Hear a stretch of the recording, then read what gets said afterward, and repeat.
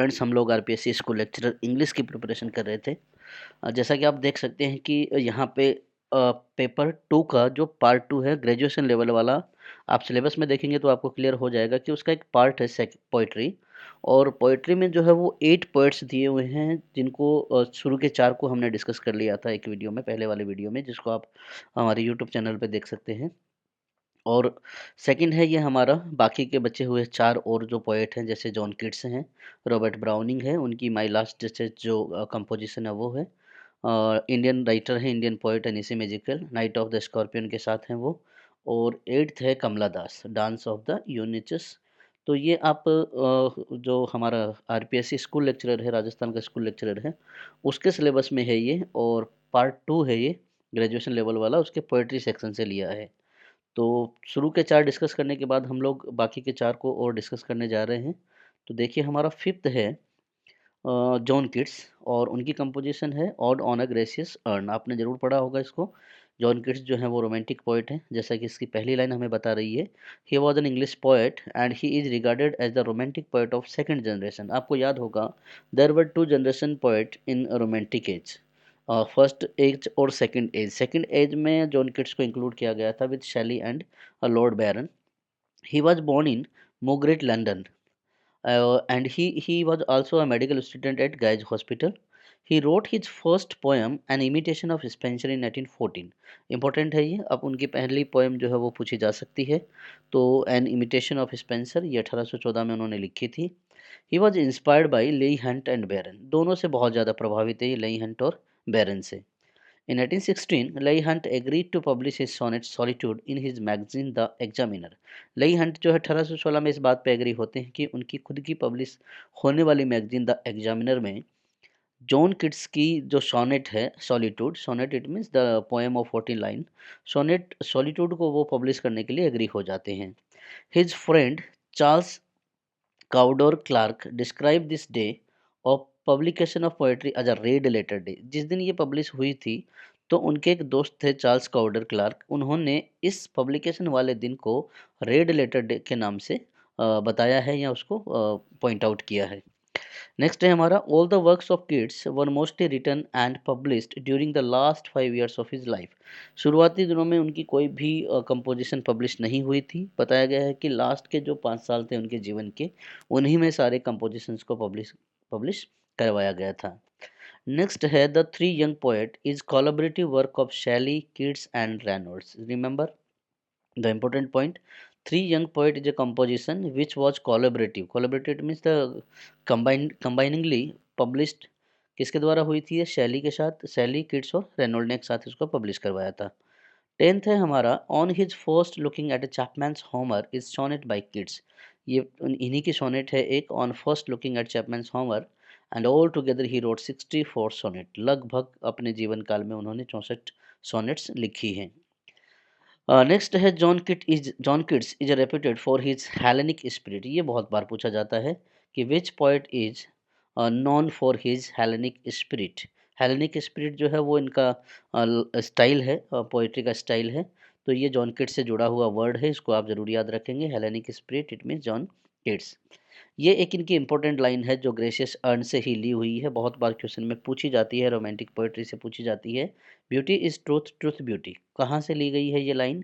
तो this is the ending line of ode on a gracious urn. ठीक है, इसको याद रखेंगे, इंपॉर्टेंट है।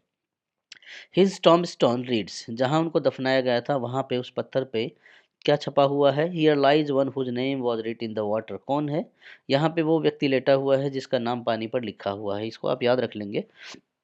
3-4 क्वेश्चन आपके यहीं से बन जाते हैं कि beauty is truth, truth beauty कहाँ से ली गई है, जॉन किट्स के टॉम्बस्टोन पे क्या लिखा हुआ है, या ये लाइन आपको दे देंगे और ये पूछा जाएगा कि किसका एपिटैफ है ये, या फिर किसके टॉम्बस्टोन पे लिखा हुआ है। उसके बाद ये जो कोलैबोरेटिव वर्क है 3 लोगों का, 3 यंग पोएट्स, हो सकता है आपको 3 यंग पोएट्स नाम देने के बाद में ये 3 नाम दे और एक नाम और दे और पूछ ले कि इनमें से वो कौन नहीं है जिनका ये कोलैबोरेटिव वर्क नहीं था। तो इस तरह से घुमा फिरा के बहुत सारे क्वेश्चन बनते हैं। देखिए, Shelley memorise Keats in his poem Adonais, ये हम लोग पढ़ चुके हैं जब हमने पीबी शैली को पढ़ा था। तो पीबी शैली जो है, उन्होंने एक एलिजी लिखी थी किड्स की मृत्यु के बाद में उनको याद करते हुए, उसका नाम था Adonis. The year 1819 is called Annus Mirabilis because he wrote most of his important poems in this year. 1819 को एनएस मिराबिल्स के नाम से जाना जाता है क्योंकि जॉन किट्स ने लगभग उसी साल में बहुत सारे इंपॉर्टेंट कंपोजिशन अपनी की थी. He was one of among the Cockney poets. ये एक वर्ड आप याद रखेंगे, द कॉकनी पोइट्स. एग्जाम में अक्सर पूछे जाते हैं. कॉकनी पोइट है, लेक पोइट है, जेज एज है, कन्फेशनल पोइट्री है. तो ऐसे वर्ड्स से रिलेटेड क्वेश्चन बहुत ज़्यादा बनते हैं. तो वो कॉकनी पोइट्स थे. कॉकनी पोइट क्या है? A dismissive name for London based romantic poet such as. London में रहने वाले कुछ कवि, उनकी उपेक्षापूर्ण उन्हें ये नाम दिया गया था. डिसमिसिव मतलब उनको इग्नोर करते हुए ये नाम दिया गया था कॉकनी पोइट, जिनमें जॉन किट्स शामिल है, लेई हंट शामिल है, पीबी शैली शामिल है. इन सभी को कॉकनी पोइट्स कहा जाता था. And this term was first use in scathing review in Blackwood's magazine in October. ये कहाँ पे पब्लिश हुआ था? ये नाम पहली बार कहाँ छपा था? ब्लैकवुड्स मैगजीन में, अक्टूबर 1871 में. And which is the anonymous reviewer mocked the poets lack of pedigree and sophistication.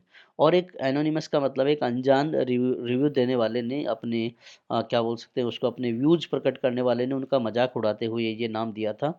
और उनमें ये कहा गया था कि उनमें poets lake of pedigree, pedigree का मतलब वंशावली दिया हुआ, मतलब आगे उनका क्या वंश होने वाला है उस पे कोई वो नहीं था, श्योरिटी नहीं थी.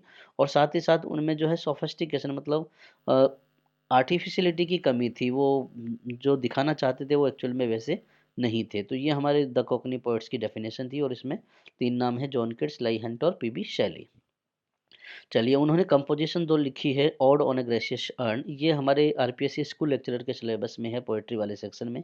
तो पहले हम इसकी समरी देखते हैं, उसके बाद इसके ऊपर जो क्वेश्चन बन सकते हैं स्कूल लेवल के स्कूल लेक्चरर के लिए, तो वो उनको भी डिस्कस करेंगे.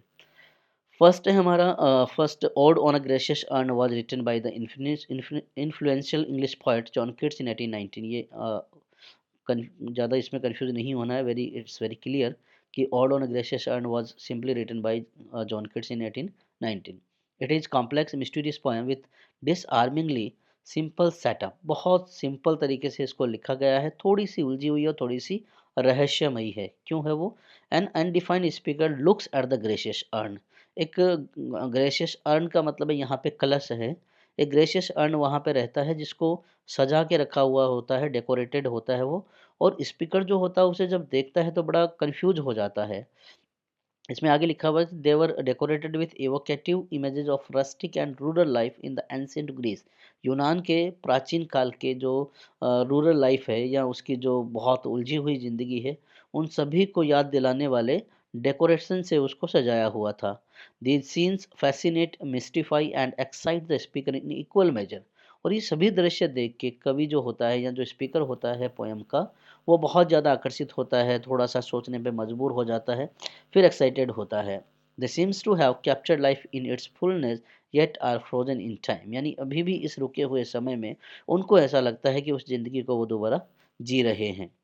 इन दिस पोएम किड्स, और at least the speaker in the poem, kids को कहें या फिर इस कविता को बोलने वाले के बारे में कहें, moves over the strange idea of the human figure carved into the earn. यानी जो अर्न के ऊपर, कलश के ऊपर जो जो फिगर उन्होंने बनाई हुई थी डेकोरेशन के लिए, उन सभी को देख के किड्स या स्पीकर जो है वो अट्रैक्ट होते हैं, फैसिनेटेड होते हैं.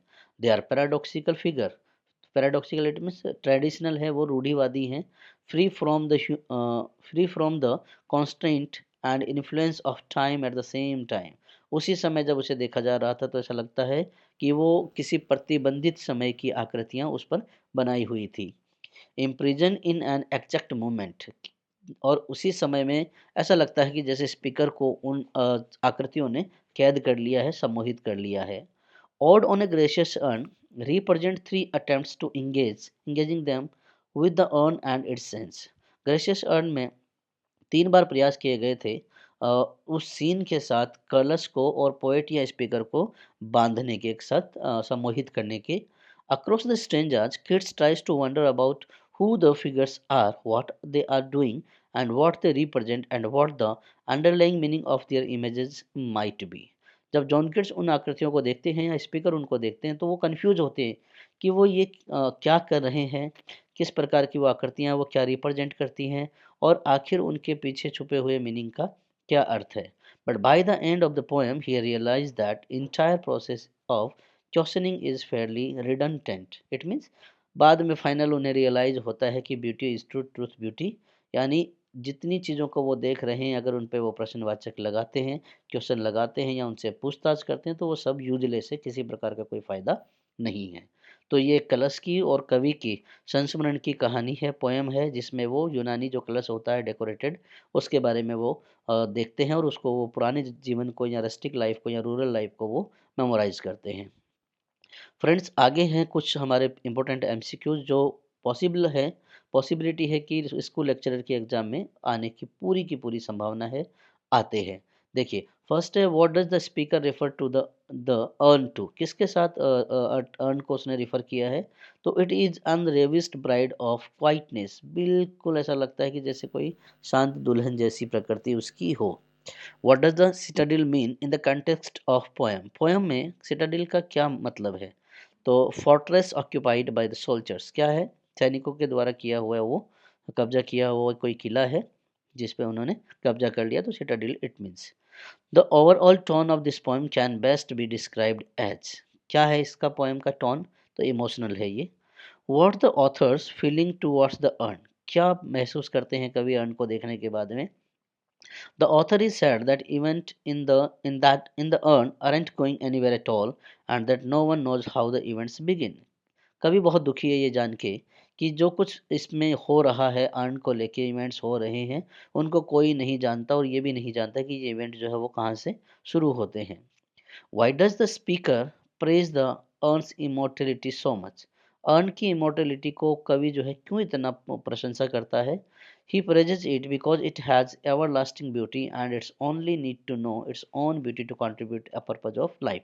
उसकी सुंदरता को वो प्रशंसा करते हैं, जीवन में उसका क्या महत्व है, क्या उद्देश्य है, उसको वो क्या करते हैं, एडमायर करते हैं। The earn resides beauty is truth, truth beauty, important है ये line.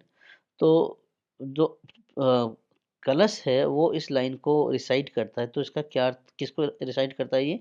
To the speaker and all other human that it meets, सभी से, कवि हो या चाहे कोई अन्य इंसान जो उससे मिलता है, उनको ये बताता है कि beauty is truth, truth beauty. The speaker praises that the unheard melodies are sweeter because, ये बहुत इंपॉर्टेंट है, इसमें ऊपर हम डिस्कस नहीं कर पाए थे। Melodies are sweet, unheard are sweeter, ये इसी से लिया गया है। और टू ग्रेशियस अर्न, क्या इसका मतलब होता है और क्यों ये इसको कहा गया है? तो because melodies unheard are more meaningful to the spirit, क्योंकि वो कहानियाँ या वो संगीत जो हम सुन नहीं पाए वो ज़्यादा मधुर होते हैं। तो ये थे हमारे फर्स्ट पोएट्री के पार्ट टू में जॉन किट्स। चलिए आगे देखते हैं। सेकंड है हमारे रॉबर्ट ब्राउनिंग, और उनकी कंपोजिशन को इंक्लूड किया गया है स्कूल लेक्चरर के सिलेबस में, my last duchess. He is considered as the master of dramatic monologue, double tick कर लीजिए, यहीं से क्वेश्चन बनता है। Who is known as the master of dramatic monologue? तो he will be Robert Browning. The speaker in his poem are often musicians or painters who function as a metaphor to the society.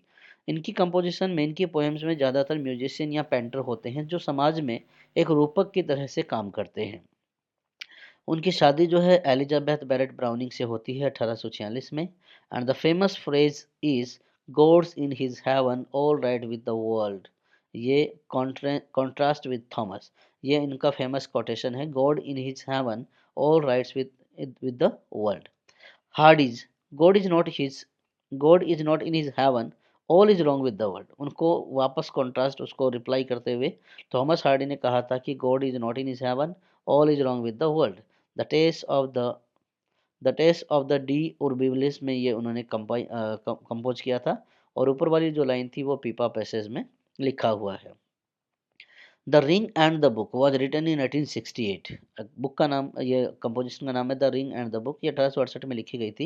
And it is the worst novel based on a sensational Roman murder trial. बहुत important है ये, question पूछा जाता है इससे। एक Roman murder trial का ये नॉवेल है जिसको 1868 में लिखा गया था, the ring and the book. Line repeat हो गई है ये, जो 1698 में घटना घटी थी, उसको बाद में पब्लिश किया था बुक के रूप में 1868 में। He is famous for his famous line in the last sight together, अपनी प्रसिद्ध line the last side together के लिए वो बहुत जाने जाते हैं। Browning called Italy as my university, Italy से वो बहुत प्यार करते थे और उसे अपनी माई यूनिवर्सिटी वो बताते हैं। In 1833 Browning published his first major work Pauline. PB Shelley influenced him to write it, very important. सबसे 1833 में उन्होंने अपनी पहली जो कंपोजिशन की थी पाउलिन, और पीबी शैली जो रोमांटिक पोएट थे उन्होंने इन्फ्लुएंस किया था रॉबर्ट ब्राउनिंग को ये लिखने के लिए। It is short poem which has strong सेलियन favour, जैसा कि शैली से इम्प्रेस थे वो, तो शैलियन फेवर है इसमें। और ये क्या है, एक शॉर्ट पोएम है। Pauline is consider to be dedicated to PB Shelley and his work. Natural सी बात है, पीबी शैली ने इंस्पायर किया तो उन्होंने इस पोएम को पीबी शैली को ही डेडिकेट कर दिया है। Pauline is followed by Paracelsus 1835, a dramatic poem based on its life of Swiss physician. उसके बाद वो पेरिक्लिस पोएम को पब्लिश करवाते हैं 1835 में। एक ड्रामेटिक पोएम रहती है ये भी। ऑस्कर वाइल्ड जो है वो कमेंट करते हैं ब्राउनिंग के बारे में, he is the most Shakespearean creature since Shakespeare. If Shakespeare could sing with myriad lips, browning could stammer through a thousands mouth. Very important है, ऑस्कर वाइल्ड ने कहा है और ये आप लाइन याद रखेंगे। शेक्सपियर और ब्राउनिंग को कंपेयर करते हुए उन्होंने लिखा था। चलिए आगे देखते हैं माई लास्ट डचेस, जिसमें से क्वेश्चन पूछे जाएंगे और ये हमारे सिलेबस में है। माई last duchess is the most famous dramatic monologue of browning. हम लोग बार बार ये डिस्कस कर रहे हैं कि ब्राउनिंग को ड्रामेटिक मोनोलॉग के लिए जाना जाता है। The poem was published in the year 1842 in the third series of bells and pomegranate. Poem जो है 1842 में पब्लिश होती है तीसरी सीरीज में, किसके, बेल्स एंड पॉमग्रेनेट की तीसरी सीरीज में। The particular series was called as a dramatic lyric. Particular जो सीरीज दी गई थी वो बेल्स एंड पॉमग्रेनेट, उसको ड्रामेटिक लैरिक कहा जाता था। And it was the first time the world witness this poem, and the series also content the Pied Piper of Hamelin, other well known poems by Robert Browning. ये पहला मौका था जब दुनिया ने रॉबर्ट ब्राउनिंग को जाना, उनकी कविताओं को जाना। The Pied Piper of Hamelin जो फेमस पोएट थी उनको जाना, पोएम थी उसको जाना, और साथ ही साथ रॉबर्ट ब्राउनिंग को भी जाना था। The poem is commentary on power, control and gender roles. My last duchess जो है वो एक यूं कहें कि इसमें पावर के बारे में बात की गई है, कंट्रोल, दूसरों पे कंट्रोल के बारे में बात की गई है, और जेंडर रोल्स के बारे में बात की गई है। सेटिंग देखते हैं। Poem is set in the Italian town Ferreira. Ferreira setting पूछी जाती है, बहुत सारी क्वेश्चंस में ये पूछा जाता है। तो यहाँ पे ये इटालियन टाउन फ्रेरा की सेटिंग है रिनेसा पीरियड के दौरान। The Duke who is also the speaker, Duke जो है वो ही इस पोएम के स्पीकर हैं, और उनका नाम जो है संभव पॉसिबिलिटी ये बताया जाता है he was Alfonso the second. Alfonso is the fifth duke of Ferrara and he lived during 16th century. कौन होते हैं ये, पांचवें ड्यूक होते हैं फ्रेरा के, और वो 16वीं शताब्दी में रहते हैं। The last duchess is considered to Lucrezia de Medici, और डचेस कौन है यहाँ पे, माई लास्ट डचेस, ये लुक्रेजिया डी मेडिसी है, वाइफ ऑफ अल्फांसो, उनकी पत्नी रहती है। Robert Browning portrays the character of the Duke with egoistic attitude and a man who likes to dominate the scene rather than getting deluged by the ideas of others। Duke के बारे में, Alphonso के बारे में उन्होंने Robert browning ने बहुत सुंदर चित्रण किया है। बताते हैं कि बड़े इगोइस्टिक व्यक्ति रहते हैं, वो दूसरों पे डोमिनेट करने की सोचते हैं, साथ ही साथ दूसरों के विचारों को वो कभी भी एक्सेप्ट नहीं करते, अपने विचार दूसरों पे थोपते हैं। An emissary visits the recently widowed duke and the dramatic monologue begins। वहाँ पे जब ये ड्रामेटिक मोनोलॉग स्टार्ट होता है तो वहाँ बताया जाता है कि एक एमिसरी जो होते हैं वो ड्यूक से मिलने के लिए आते हैं, और वहीं से ये ड्रामेटिक मोनोलॉग जो है वो स्टार्ट होता है। Alfonso shows the painting of his deceased duchess exhibition on the wall. दीवार पे उनकी मरी हुई डचेस की जो है वो पेंटिंग लगी होती है, और अल्फांसो वो दिखाते हैं। He feels that the image is live and remark the painting as a remarkable achievement। वो अभी भी ये मानते हैं कि वो पेंटिंग जो लगी है वो पेंटिंग नहीं है, वो जिंदा है, उनकी वाइफ जो है वो जिंदा है। And he reveals that the artist is Fra Gandolf who spent a day to complete the portrait. और वो बताते हैं कि ये पेंटिंग किसने बनाई थी फ्रा गैंडोल्फ ने बनाई थी, और वो पूरा एक दिन बिताते हैं ये पोर्ट्रेट को बनाने के लिए। His artistry has resulted in the lifelike image of the duchess and he asked the emissary to examine the painting।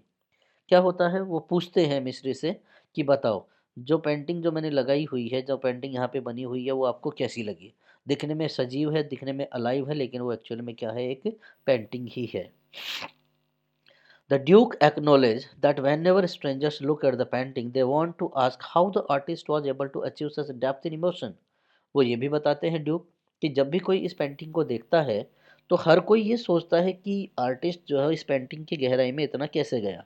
He answered the emissary without a question being asked. Moreover, the Duke is the only one who can unveil the curtain of the painting and answer the question, as no one else is allowed to go near the painting. उसके बाद writer ये भी बताते हैं Robert browning कि Duke ही इकलौता वो व्यक्ति है जो पेंटिंग से पर्दा हटा सकता है, वही उसके पास जा सकता है और किसी को वहां जाने की परमिशन नहीं है. Alfonso explained that his last duchess expressed joy not only in the presence of her husband, the Duke, but also when others are present. Alfonso ये भी बताते हैं कि उनकी जो लास्ट डचेस थी वो express Joy not only in the presence of her husband, अपने पति की खुशी प्रेजेंस में ही वो क्या करती है, अपनी खुशियाँ शेयर करती है, but also when others are present, और साथ ही साथ जब दूसरे लोग भी वहाँ मौजूद होते हैं तब भी वो अपनी खुशियों को जाहिर करती है. And it is the reason for her cheeks to express joy in the presence of Fra Pandolf. शायद यही कारण रहा होगा कि इसीलिए वो आर्टिस्ट के सामने अपने अच्छे से एक्सप्रेशन, खुशियों से भरे हुए एक्सप्रेशन वो पेंटिंग के लिए प्रकट कर पाई या एक्सप्रेस कर पाई. माई लास्ट डचेस के जो एमसीक्यूज हैं जो एग्जाम में आएंगे वो हम डिस्कस कर लेते हैं. फर्स्ट है, who is the speaker in my last duchess? Duke of Ferreira वो खुद है, अल्फांसो जो है वो खुद ही है इसमें speaker. What happen to the duchess in my last duchess? क्या हो जाता है उसको? तो वो ड्यूक जो होता है वो माई डचेस को जो है, लास्ट डचेस को वो मार देता है. What is the tone of this my last duchess? Arrogant है, बहुत ज़्यादा घमंडी है ये. What is the main theme of my last duchess? Theme क्या रहेगी इसकी? द एब्यूज ऑफ पावर, शक्तियों का गलत इस्तेमाल यहाँ पे किया गया है. What is the significance of duke's gesture of pointing to the portrait of the duchess in my last duchess? क्या महत्वपूर्ण इस बात में महत्वपूर्णता है कि ड्यूक जो होता है वो पेंटिंग की ओर अपना इशारा करता है. तो क्या है ये? It symbolises his control over the duchess even in death. मरने के बाद भी डचेज पे वो अपना एकाधिकार जमा के रखता है, अपना हक जमाता है, यही इसका सिग्निफिकेंस है. What is the setting of my last duchess? हमने डिस्कस किया था, इटली का फ्रेरा शहर है और वहाँ में एक किला बना हुआ है, उनका महल बना हुआ है, कैसल, उसी के ये सेटिंग है. What is the form of my last duchess? Dramatic monologue है, हम लोग अभी डिस्कस कर ही रहे थे. What is the rhyme scheme? ABCC. What is the theme of my last duchess? Theme क्या है माई लास्ट डचेस की? तो the danger of jealousy and possessiveness. Who is the speaker of my last duchess? The Duke of Ferreira is the speaker of my last duchess. तो देखते हैं निसी magical, जो Indian writer है, Indian poet है, और उनकी नाइट ऑफ द स्कॉर्पियन जो है वो हमारे सिलेबस में इंक्लूड है आरपीएससी स्कूल लेक्चरर में. लाइफ स्पैन रहेगा इनका 1924 टू 2004. देखिए देखते हैं. Nissim Ezekiel was a Jewish Indian poet, actor, playwright, editor and art critic. Jewish थे, ये यहूदी थे और ये दूसरे देश से माइग्रेंट होके आए थे. नाम है Israel. His family migrated to India from Israel. He was fundamental figure in post colonial India's literary history, specially for Indian writing in English. Post colonial जो टाइम था उस दौरान जो Indian writings in English literature, उनके उन Indian literature में इनका नाम बहुत ज़्यादा इम्पोर्टेंट है, बहुत ज़्यादा ये सिग्निफिकेंट नाम रहे हैं Nissim Ezekiel. He got Sahitya Akademi award in 1983 for his poetry collection the latter day psalms. ये आप याद रखेंगे नाम, इनको साहित्य अकेडमी अवार्ड मिला है लेटर डे शाम्स के लिए. Ezekiel belongs to Mumbai Marathi speaking Jewish community known as Bene Israel. इनका जो परिवार था वो मुंबई में रहा करता था और वहाँ के मराठी स्पीकिंग जो यहूदी परिवार है उनसे वो बिलोंग करते थे और उन्हें मुंबई में बेन इजरायली फैमिली नाम से जाना जाता था. Ezekiel's first book the bad day appeared in 1925. पहली बुक जो इन्होंने पब्लिश करवाई थी वो बैड डे थी और 1925 में वो पब्लिश होती है. He published another volume of poems the deadly man in 1960. 1960 में उन्होंने एक और वॉल्यूम पब्लिश करवाया था जिसका नाम रखा था deadly man.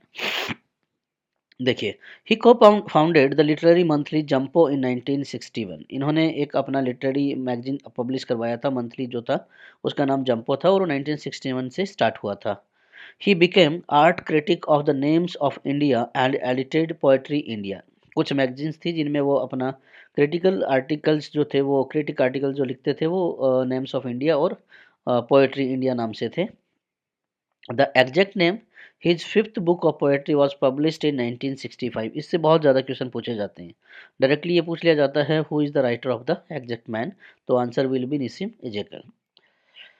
He translated the poetry of Jawaharlal Nehru from English to Marathi in 1976 in collaboration with Vrinda Nabar and co-edited a fiction and poetry anthology. Jawaharlal Nehru ji की लिखी हुई जितनी भी पोएम्स थी इंग्लिश में, उनको 1976 में इन्होंने मराठी में ट्रांसलेट किया। और किसके साथ किया इन्होंने? ये वरिंदा नबार के साथ में कोलैबोरेट किया, मतलब दोनों ने साथ मिलकर ये काम किया था। His poems the night of the scorpion is used as a study material in Indian and Colombian school. ये जो इंपॉर्टेंट है हमारी सिलेबस में दी हुई है, night of the scorpion poem, ये भारत में जो है एजुकेशन जो सिस्टम है या सिलेबस जो है प्रिस्क्राइब्ड, उस सिलेबस में भी इंक्लूडेड है। साथ ही साथ जो कोलंबियन स्कूल है वहाँ पे भी इसको पढ़ा जाता है। He was honoured with Padmashri award in 1988। He addresses the questions of time in his poetry. चलिए देखते हैं अब नाइट ऑफ स्कॉर्पियन को क्या है आखिर ये, और क्या इसकी समरी रहेगी, कौन से इससे क्वेश्चन बन सकते हैं। फर्स्ट है the poem of Ezekiel is included in AQA anthology. ये एंथोलॉजी है, पोएट्री कलेक्शन पोएट्री है। इसमें इनको इंक्लूड किया गया था द पोएम को, the night of the scorpion. It starts in a house at night where it is raining and Scorpion, in order to take some other shelter comes to the house। क्या होता है, background या theme क्या है इसकी? बारिश हो रही होती है और उसी बारिश के दौरान एक स्कॉर्पियन यानी बिच्छू जो होता है वो घर में आ जाता है और वहाँ पे बारिश से बचने के लिए वो शरण लेने के लिए आता है। तो this poem is about how a scorpion strung the poet's mother and how he escaped and mother's love for children. Actually जब अपने बच्चे को वो जो पोएम है इसमें ये बताया गया कि एक बच्चे को जो है स्कॉर्पियन काटने वाला होता है, तो माँ जो है वो बीच में आ जाती है और वो बिच्छू जो होता है वो माँ को काट लेता है। तो इसमें ये माँ का प्यार जो है बच्चों के लिए दिखाया गया है। The speaker watches helplessly while his mother was stung by the scorpion. कविता में जो स्पीकर है, जो मेन कैरेक्टर है बोलने वाले, वो अपनी माँ को बिच्छू के द्वारा काटते हुए देख सकते हैं और लेकिन वो कुछ कर नहीं पाते हैं। So what happen next? The speaker's father, who was skeptic and rationalist, tried to save his wife by pouring a little paraffin upon the beaten chow and put a match to it। जो speaker होता है उसके पापा क्या करते हैं, थोड़े से वो अपनी वाइफ को, मतलब पोएट की मम्मी को बचाने की कोशिश करते हैं। तो वो जहाँ पे बिच्छू ने काटा था वहाँ पैराफिन छिड़क कर माचिस से जलाने की कोशिश करते हैं। आफ्टर 20 आवर्स, लगभग 20 घंटे इस घटना के बाद में, mother is okay and says that she is glad that she was stung not her children. तब उसने अपने थॉट्स वहाँ पे प्रेजेंट किए कि मैं खुश हूँ इस बात से कि बिच्छू ने मुझे काटा था, ना कि मेरे बच्चों को काटा था। Displaying her overwhelming love and motherly affection for them. बच्चे के प्रति जो माँ का प्यार होता है, जो इमोशंस होती है, वो यहाँ पे दर्शाई गई है। समरी में क्या है? Night of the scorpion, the speaker tells a story from his childhood in which his mother was bitten by scorpion. ये हम बात देख चुके हैं। The poem begin with simple declaration. यहाँ से क्वेश्चन बनता है। I remember the night my mother was sting by scorpion, from which poem this line is taken. तो this line is taken from the night of scorpion and who is the writer? Writer will be Nisim Ezekiel. Scorpion entered the speaker's home because it wanted to hide from the rain. When it bit the speaker's mother, it was hiding beneath a sack of rice। काटने के बाद वो चावल के बोरे के नीचे छिप जाता है। The speaker described the incident in which the scorpion sting his mother without mentioning his mother at all। क्या होता है? स्पीकर जो है पूरे इंसिडेंट को, जिसमें बिच्छू जो होता है उसकी मम्मी को काट लेता है, पूरी की पूरी कहानी बताने की वो कोशिश करता है। Then he focuses on the scorpion and what he did immediately afterward. बिच्छू पे वो नजर गड़ाए रखता है और उसके बाद वो क्या क्या करता है।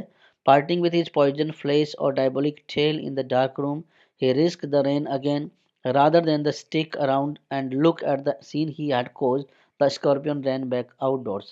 जब वो ये सब घटनाएं चलती रहती हैं, उसी दौरान जो बिच्छू होता है वो घर से बाहर वापस निकल जाता है। After the speaker's mother was beaten, the speaker noted that poor people went to his mother's side like swarms of flies buzzing with Christianity and hoping to kill one of their visions of Saturn. The peasants look for the scorpion on their hands and knees with lanterns. Their wish is to find scorpion quickly because they believe that very moment, every moment the scorpion makes without getting killed affect the speaker's mother. जब बिच्छू जो है वो उसकी mummy को काट के बाहर निकलने की कोशिश करता है, तो सभी लोग जो है उससे मिलने आते हैं उसकी माँ से, स्पीकर की मम्मी से, और साथ ही साथ वो बिच्छू पे नज़र रखते हैं। उनकी मान्यता ये होती है कि बिच्छू काटने के बाद बिच्छू जितना देर तक चलेगा, जीवित रहेगा, उतनी ही तकलीफ जो है वो राइटर की या पोएट की मम्मी को या स्पीकर की मम्मी को होने वाली है। देखिए, the peasant begin to share good wishes for the speaker's mother. सभी लोग जो है वो दुआएं करने लगते हैं। Hoping that the scorpion will die that night. सब लोग उम्मीद करते हैं कि वो बिच्छू जो है उसी रात मर जाए। एटलीस्ट सिट स्टिल, और मरे भी नहीं तो एटलीस्ट वो कम से कम किसी एक जगह पे जाकर बैठ जाए, क्योंकि जितना चलेगा उतना ही ज़्यादा उसको तकलीफ होगी। That the scenes of her past life will be burned away and that she may return to an even better life in her next life because of her suffering। ये सभी चीज़ें जो है वो डिस्कस करते हैं, सभी चीज़ों के जो विशेष करते हैं कि ऐसा हो वैसा हो, और वो सारी की सारी बातें जो है पोएम में चलती रहती हैं। Now the peasants continues making wishes for mother's speaker, wishing that the forces of evil might be diminished by the speaker's mother's pain. They sat on the floor around the speaker's mother, hoping that the scorpion's bite would purify her with the peace of understanding on each face। सब के सब जो है poet की mummy को घेर के बैठ जाते हैं, स्पीकर की मम्मी को, और उम्मीद करते हैं कि जितना दुख या दर्द इसकी मम्मी सहन कर रही है, वैसे ही सारे के सारे दुख दर्द जो है वो उस शैतान को भगाने में मदद करेंगे। तो इस तरह से ये घटनाक्रम चलता रहता है। सारे के सारे लोग जो हैं इसमें फैमिली बैकग्राउंड दिखाया गया है, रूरल बैकग्राउंड दिखाया गया है, प्लस जो ट्रेडिशंस होती हैं, रिचुअल्स होते हैं रूरल लाइफ में, वो सारे के सारे जो है यहाँ पे बताए गए हैं। The speaker's mother suffered for 20 hours. 20 घंटे बाद में वो बिल्कुल ठीक हो जाती है। तब वो कहती है that didn't happen to anyone else in their family. वो उम्मीद करती है कि ठीक है, उसी को काटा उसने बिच्छू ने, बाकी कि उसके उन बच्चों को कुछ भी नहीं हुआ है। My mother only said thank the scorpion picked on me and spared my children. ये पोएम में से लिया गया है कि मम्मी जो होती है वह कहती है कि भगवान का धन्यवाद, बिच्छू ने मुझे काटा, ना कि मेरे बच्चों को काटा था। तो ये यहाँ पे ये हमने देखा है नाइट ऑफ द स्कॉर्पियन, बहुत इंपॉर्टेंट है। क्वेश्चन इसमें से बनेंगे और साथ ही साथ निसी म्यूजिकल जो है इनकी बायोग्राफी से भी क्वेश्चन बनने की पूरी संभावना रहती है। चलिए नेक्स्ट जो है जो लास्ट पोइट जो इंक्लूडेड है हमारे सेकंड पार्ट की पोइट्री वाले पार्ट में, वो है कमला दास। कमला दास जो है इंडियन राइटर हैं, और इन्होंने जो पोएम लिखी है डांस ऑफ यूनिचिस, ये हमारे सिलेबस में है। इनका लाइफ स्पेन जो है 1934 है और 2009 में इनकी डेथ हो गई थी। देखिए, कमला सुरैया जो है उनका रियल नेम है, और साथ ही साथ उनका नाम, पेन नाम जो था वो माधवी कुट्टी था, और उसके बाद वो कमला दास बनती है। She was an English poet and leading Malayalam author from Kerala. Kerala की हैं और वो मलयालम ऑथर मानी जाती है वहाँ की, बहुत ज़्यादा रीडिंग यानी important.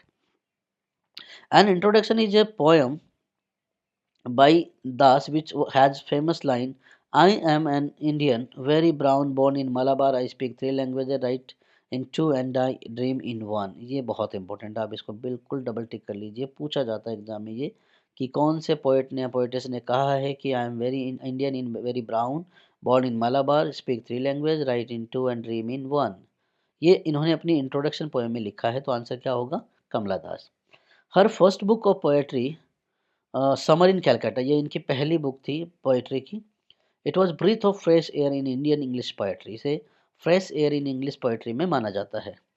Her second book of poetry descendants was even more explicit women to gill him what makes you woman, the scent of long hair, the must of sweet between the breast, the warm shock mensuration blood and all your endless female hunger, the looking glass. बहुत important लाइनें हैं ये lines आप याद रखेंगे, exam में हूबहू पूछी जाती हैं, और उनकी दूसरी जो बुक थी पोएट्री की, डिसेंडेंट में से ये ली गई है।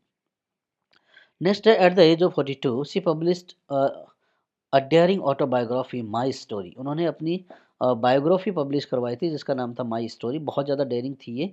डेयरिंग इसलिए थी कि क्योंकि बहुत ज़्यादा ये कंट्रोवर्शियल रही थी, और ये पहले तो इन्होंने मलयालम में लिखी थी और बाद में इन्होंने इंग्लिश में लिखी थी। लगभग 50 चैप्टर्स हैं इसमें। तो आपसे माई स्टोरी जो है ऑटोबायोग्राफी, ये भी पूछी जाती है। 2009 में क्या होता है, द टाइम्स मैगजीन है ये, called her the mother of modern English Indian poetry, very important. Which magazine called Kamala Das the mother of modern English Indian poetry, which poetess is known as the mother of modern English poetry. बहुत सारे question बन जाते हैं। सी adopted इस्लाम इन 1999, नाम उनका कमला दास रहता है, माधवी कुट्टी रहता है। बाद में वो इस्लाम धर्म अपना लेती हैं, स्वीकार कर लेती है 1999 में, और अपना नाम कमला दास से कमला सुरैया रख लेती हैं। She got Sahitya Akademi award in 1985 and she founded a political party Lok Seva. ये पूछा जाता है। लोक सेरा जो है उन्होंने एक राजनीतिक दल की स्थापना की थी 1985 में, और अ, इसका नाम लोक सेरा इन्होंने रखा था। अब हम हमारा जो कंपोजिशन पोएम जो दी गई है सिलेबस में, the dance of eunuchs by Kamala Das is a poem that explore themes of emptiness, unfulfilled desire and the contrast between outward appears in inner realities. The dance of eunuchs का मतलब होता है जो किन्नर होते हैं उनका नृत्य। तो स्वाभाविक सी बात है कि मेन जो थीम है ये किन्नरों पे रहेगी। उनका जो ज़िंदगी का खालीपन है, उनकी जो अधूरी इच्छाएं हैं, उनके जीवन में जो विरोधाभास चलता रहता है कि वो दिखने में कुछ और है, अंदर में वास्तविकता कुछ और है, ये सभी चीज़ें जो है इस पोएम में बताई गई हैं। The poem is symbolic and perplexing expressions of the poet's barren love life and the spiritual aridity of her being। Poem जो है बहुत इम्पोर्टेंट है क्योंकि इसमें सिंबलिक और परप्लेक्सिंग एक्सप्रेशंस को दर्शाया गया है कि जिस तरह से कवियत्री की ज़िंदगी भी बिल्कुल वीरान है, उनके ज़िंदगी में प्यार की कमी है, आध्यात्म की कमी है, वो सारी चीज़ें जो है वो किन्नरों के माध्यम से वो दर्शाने की कोशिश करती हैं। देखिए सम की पॉइंट्स हैं यहाँ पे। तो उनका डांस जो है यूनिचुस का डांस, इट्स वेरी इम्पोर्टेंट। ये मेटाफर है for the deep sense of their emptiness and marginalisation in society. समाज में उनका अकेलापन है, समाज में उनको अलग थलग कर दिया गया है, और जब भी वो दिखाई देते हैं किसी शुभ मौके पे तो वो डांस करते हुए दिखाई देते हैं। उनके सॉन्ग और voice, they are melancholy and their voices are harsh. गाने जो होते हैं वो दुख भरे होते हैं और आवाज़ जो होती है उनकी कर्कश होती है। उनके कस्टम और मेकअप के बारे में बताया गया है। कस्टम जो होता है वो जो है फीमेल डेलिकेसी को दर्शाने की कोशिश करते हैं। ये दर्शाना चाहते हैं कि वो वास्तव में क्या है, लेडीज ही हैं। उनके बालों के बारे में बात किया गया है तो they have jasmine in their hair. बालों में जो है वो जैस्मिन के फ्लावर रखते हैं ताकि खुशबू आती रहे। उनके लिविंग के बारे में अगर हम बात करते हैं तो वो या तो डांस करते हैं, गाना गाते हैं, या भीख मांगते हैं ताकि वो अपने जीवन में गुजारा बसर कर सके। लास्ट है their attempts to look attractive. वो बहुत कोशिश करते हैं कि समाज जो है उनको नीची दृष्टि से ना देखे, समाज जो है उनको सही जगह दे, सही स्थान दे, और वो हमेशा आकर्षक दिखे। ये पोएम जो है कहाँ पे इंक्लूडेड है, ये समर इन कलकत्ता पोएम जो कलेक्शन ऑफ पोएट्री है, कलेक्शन ऑफ पोएम है, उसमें ये इंक्लूडेड है। और Kamala Das evokes an abundance of imagery in this short poem. अपनी पूरी कल्पनाओं को जो है उन्होंने यहाँ पे दर्शाया है, किस तरह से किन्नर जो होते हैं वो उनकी ज़िंदगी होती है, उनका डांस को, उनके वेयरिंग वाइड स्कर्ट्स को, एंकलेट्स को, सभी चीज़ें इसमें दर्शाई गई हैं। ठीक है, तो ये हमारा पोएम की समरी थी, और अब हम इम्पोर्टेंट क्वेश्चन जो हैं वो देखने वाले हैं जो एग्जाम में आने की पूरी पॉसिबिलिटीज हैं। What is the significance of the dance of eunuchs Kamala poem, Kamala's poem according to the reference next. क्या है ये सिंबलाइजेशन इनके डांस का? तो it is the struggle of transgender individual who are victim of patriarchal society. ये समाज में जो उनका संघर्ष है एक थर्ड जेंडर होने के नाते या फिर किन्नर होने के नाते, उसको इसमें दर्शाया गया है। How does the poet compare herself to eunuchs और ट्रांससेक्सुअल्स इन द पोएम। कवियत्री अपने आप को कैसे उनके साथ जोड़ती है? As someone look down upon by patriarchal society. जब भी कोई समाज में उन्हें नीची दृष्टि से देखता है तो उन्हें भी लगता है कि वो भी समाज में एक किन्नर का जीवन जी रही हैं। What do the eunuchs do to earn money. क्या करते हैं वो? डांस करते हैं, गाना गाते हैं, या फिर भीख मांगते हैं। क्या क्या वो पहनते हैं? Describe the in the term of their appearance, wearing skirts, jingling anklets, making dancing sound with the cymbals. How are the uniches described in terms of their voices and songs? Voice जो होती है उनकी harsh होती है, और song जो होते हैं उनके मेलोडियस होते हैं। तो फ्रेंड्स ये थे हमारे